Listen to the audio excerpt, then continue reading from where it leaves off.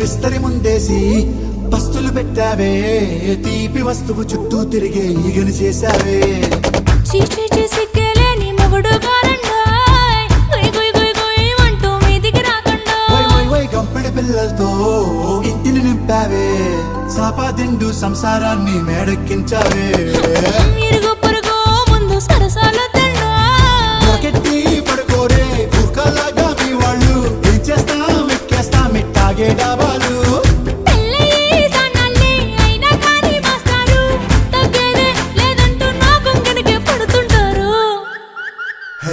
గోదారి గట్టు మీద రామసలకావే